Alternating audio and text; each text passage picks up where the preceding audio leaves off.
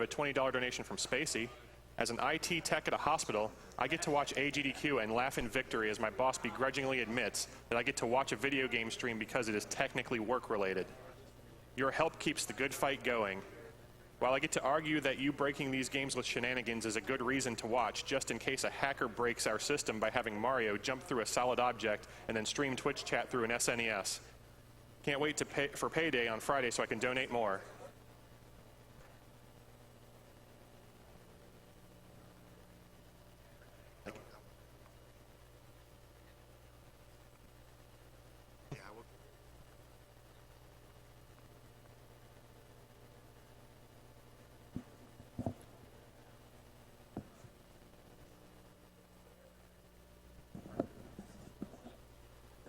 Okay, so we'll be going to a quick commercial and we'll be back with you after the break.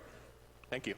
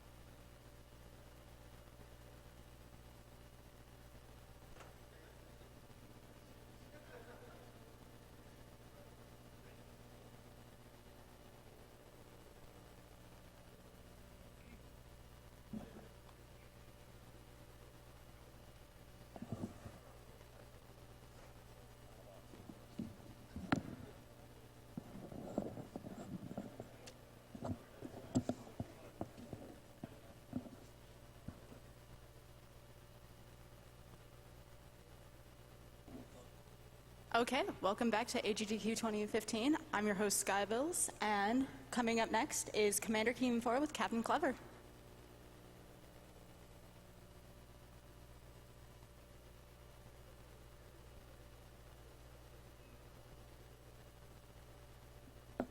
To remind everyone where all the proceeds are going, all proceeds from AGDQ 2015 is going to the Prevent Cancer Foundation at preventcancer.org. The Prevent Cancer Foundation is the only nonprofit in the United States that solely focuses on cancer prevention and early detection. Each year, more than 1.6 million Americans alone are diagnosed with the disease, and more than 500,000 die from the disease. However, research shows that up to 60% of cases and more than 50% of deaths are preventable with what we know now. The Prevent Cancer Foundation focuses their efforts in research, education, outreach, and advocacy, with over $138 million invested over 29 years. The Prevent Cancer Foundation has funded more than 480 grants and fellowships at more than 150 different academic institutions and medical centers across the country. Some of these grants have even been funded by the money raised from Awesome Games Done Quick in the past. I'm going to read some additional donations. $50 donation from Jonas Wickman. Hi, Roosh. Congratulations on winning the Battle Kid. It was hype. Good luck with the Ninja Gaiden Relay. $50 from John C. My mom is currently fighting breast cancer, so as with many, this event really hits home. This is my first time watching AGDQ, and definitely won't be the last. Good luck to all the runners, and let's beat cancer. Love you, Mom. Stay strong.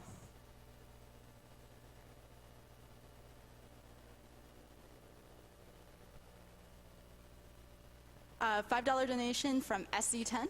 Hey AGDQ runners, thank you for providing a bunch of fantastic speedruns to start off the year. Let's send cancer out of this world. Also, save the animals, kill the frames. $50 donation from Fate. Wanted to give a shout out to my friends Sen and Rin who are watching the Battle Kid Fortress Apparel race. Has been so hype.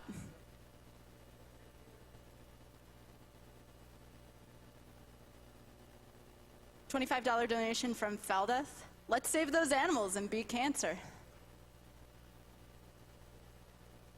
$20 donation from Nexu. Let's do the right thing and leave the animals in their natural habitat.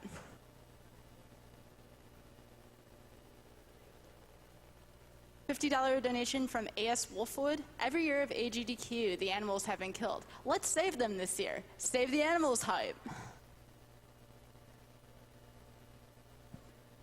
$10 donation from Sumez. The animals, the very creatures who have taught us how to shine, spark, and jump on walls, allowing us to skip entire sections, bosses, and required power-ups. In a way, these are the creatures who taught us how to speedrun. Of course, it would not be fair towards this incredible legacy if they were to live. Save the frames in their honor. $50 donation from JP0. Keep up the good work. $50 donation from Winder487. Things got real when a buddy lost his mom to cancer early last year, and my mom had a cancer scare a few months back. Honestly, cancer and all the pain it causes is horrible. Thanks to everyone involved with this event for making an event possible in which people have a nice initiative to donate to a great cause. $50 donation from IP. You guys are awesome. Thank you for doing what you do. $10 donation from Twinkletail. Thanks for the awesome gaming. Cancer is the best trinket in Binding of Isaac, but that's the only place I ever want to see it. Save the animals. $20 donation from Quicksting. Thank you for awesomely playing this awesome game for such an awesome cause. I've lost multiple family members and friends to cancer. Cancer is not awesome. P.S. This game made me cry manly tears of rage. Keep up the amazing playing, although now I probably jinxed you. Sorry about that.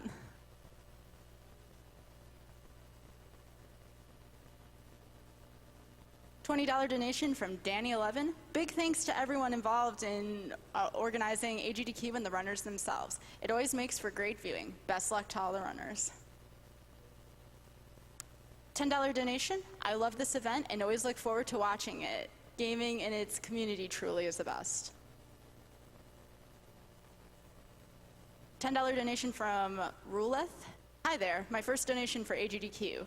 I love what you're doing to help others. I wish my pupils, I'm a math teacher, will one day watch AGDQ or become speedrunners. Be proud of yourself. You are modern heroes. Big kisses from France.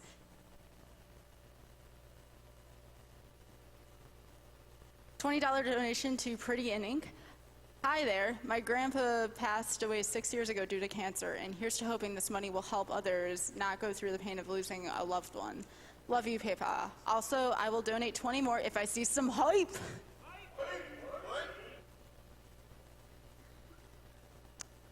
$20 from Speedrun Lover. I could not stop laughing as I saw that. Hashtag blame TK. Put $5 towards this file name. I just love Zelda series, but mostly Ocarina of Time. Also, put my other 15 to the blindfolded runs of my favorite streamer, Runner Guy. Keep up your great work, and if I hear my donation, shout out through The Legend of Zelda later today. I'm going to donate 30 extra bucks. Very awesome.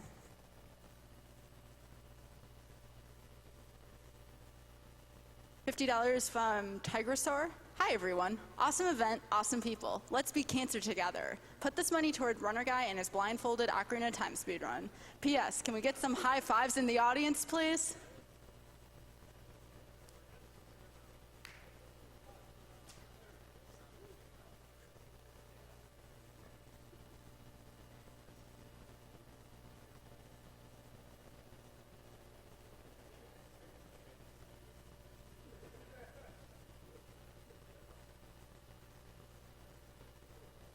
So while we're in this in-between setup time, feel free to go visit the Yeti website. The Yeti is a t-shirt site featuring awesome new designs every 24 hours for a low price. The Yeti has partnered with us for AGDQ 2015, offering an array of shirts with $3 from every unit sold going to the Prevent Cancer Foundation. Check out the collection at theyeti.com/gamesdonequick.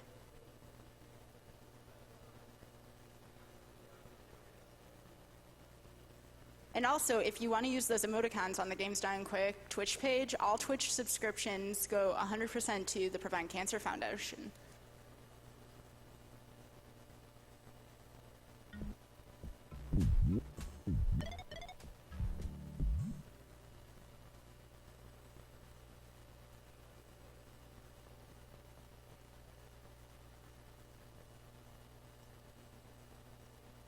Another one of the great places where you can show some of your gamer swag as well is from something artistic. SomethingArtistic.net offers decals and stickers made to decorate your consoles, walls, computers, and more. $2 from every decal sold this week is being donated directly to the Prevent Cancer Foundation. You can find all their decals, including some designed just for AGDQ, over at decal.ly.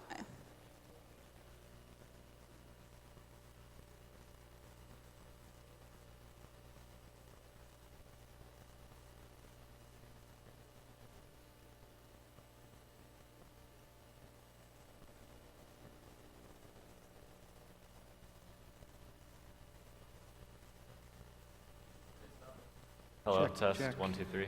Sounds good. Okay. I guess, yeah, let me just make sure things. Yay, buttons. Check. Okay, good. Okay.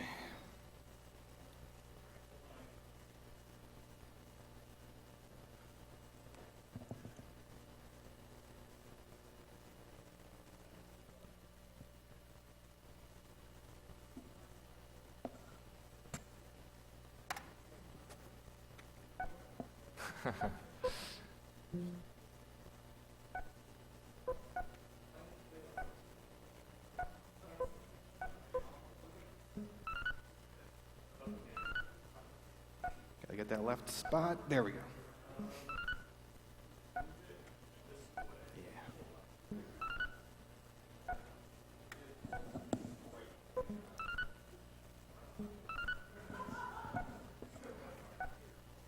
Also, as a reminder of donation incentives and such, do not forget that there's the Pinball Machine Grand Prize.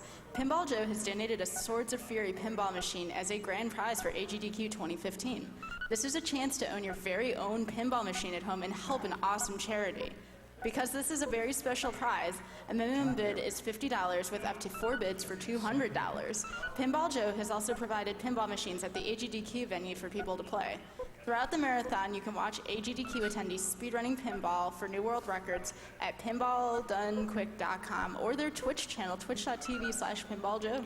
Good RNG.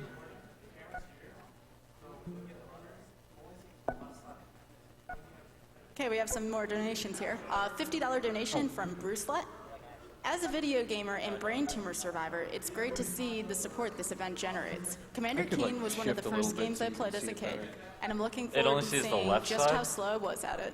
Or, okay, your left, all right. Yeah. Make sure that you can see it.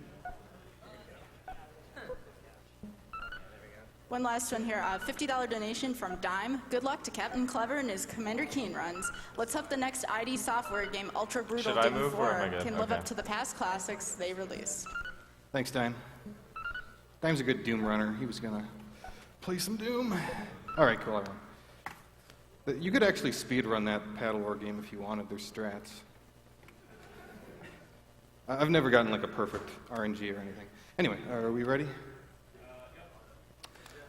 Okay, countdown 3, 2, 1, go. All right, so this is Commander Keen, Episode 4, Secret of the Oracle. Before we get started with lots of commentary stuff, it's a big glitch coming up that I just want to explain real quick. Whenever the normal way to exit a level is to exit from the left or right sides, and usually they'll give you a means to do that, like for instance right here. And then I just exit the left side. If you can find a way to get past, say, this invisible barrier, then you can just exit any level you want to. So what we're going to do is have this slug kill us, and when we die, we're actually going to be moving to the right and also ignoring terrain completely. And by doing so, we can just touch that right side of the map and complete the level completely.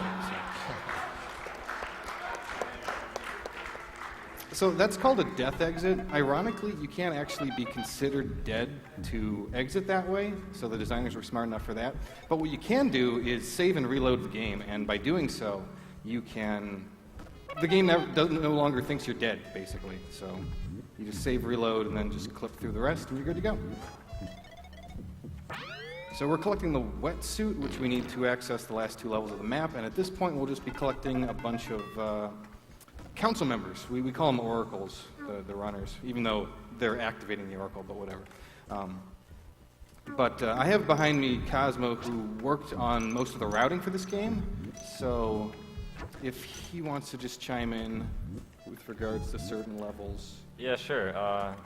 I think initially the only real run on the internet was kind of Zarthok's easy run back in the day. And that I pretty much used that as a base. But I actually found out like a lot of stuff about this game. For example, there's this pyramid level where you can actually skip getting the red key if you take one of the shortcuts. And people didn't really think about that for the speedrun yet. And then also the overworld routing. You have to rescue all the oracles, but there's a few things you need to do in order, such as get the wetsuit, which we already did. But also Miragia appears and disappears, so just like figuring out the level order. This level here is quite random and scary, and a lot of bad stuff can happen.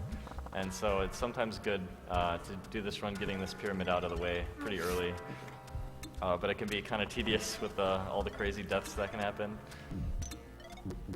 Yeah, the movement in this game, horizontally, I'm just walking. There's really nothing going on when I do that. But when you start jumping around, you can jump. The variability on jump height is really fierce. And sometimes you just need to make perfect jumps. Like, for instance, here I'm going to be doing a lot of perfect jumps. Hold on. Okay, let's get started with that.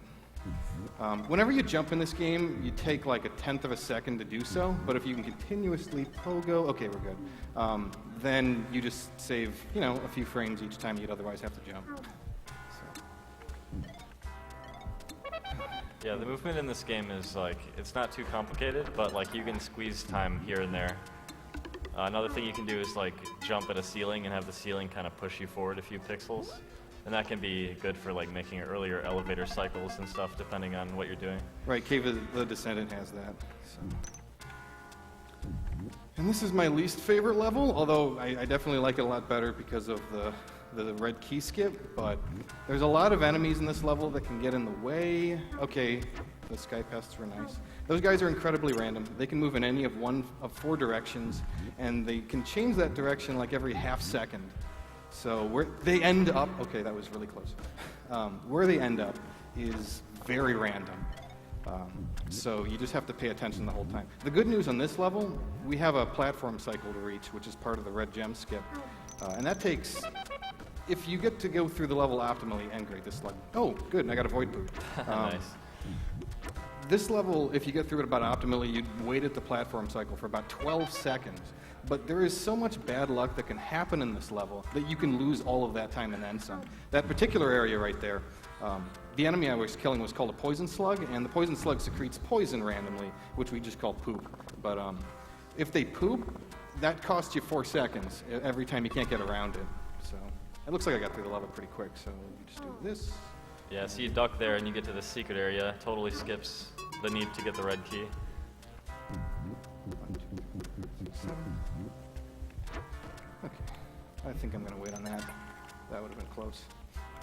But the reason I hate this level is because there's pretty much zero optimization whatsoever in a game that's nothing but optimization at this point. It's 2 platform cycles, and that's it. And it's like 100 seconds long, which is a huge part of the run. And there's so many ways that the enemies can kill you. It's such a pain.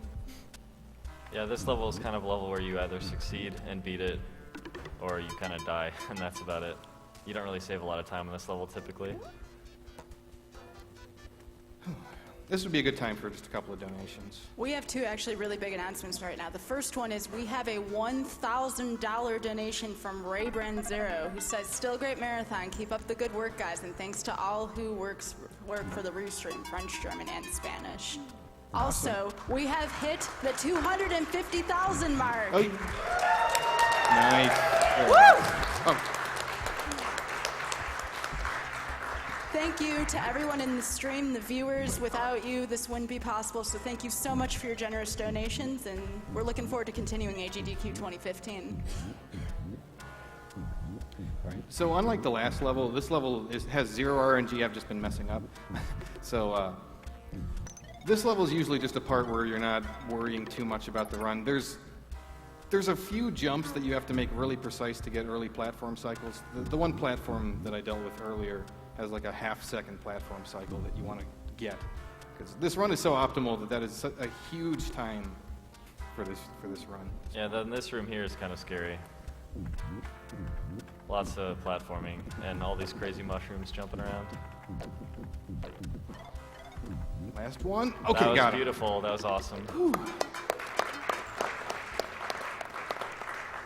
a lot of the mushrooms there are just for show with regards to the route, but the last one there, you have to be pretty good with your jump just to make sure it goes over. And it hasn't really been mentioned, but everything in this game kills you in one hit.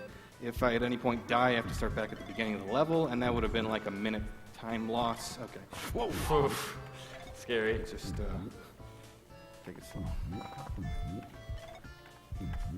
So this level has a bit of a skip too, which brings into play one of the most important tricks in the game, the impossible pogo trick.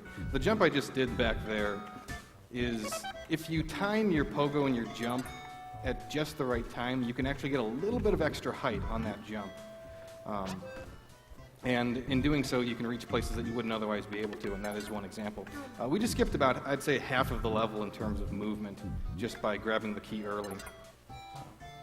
Yeah, just jumping over those high little tiny platforms, you can just completely bypass another key. And whenever you're doing vertical segments in this game, you want to have as little hang time as possible, because most of the jumps are not going to magically reach the platform and then immediately allow you to move to the next spot. Hold on. Okay, this is the one part I wanted to be safe on the run. The slug at the bottom can, depending on when he decided to poop, just be completely in the way. So I just wanted to make sure. This is a very long level, and yeah, but we're just about done with it. Okay. So coming up is a pretty cool skip, which involves like clipping through part of the level, and I'm not even sure if it's map design or if it's just like straight on clipping problems. Yeah, it's kind of strange. There's like hidden one-ups in the wall, and pretty much getting them is like almost certain death. But yeah, you can like grab the corner of the ceiling and pull yourself through it, and I think it might be intentional.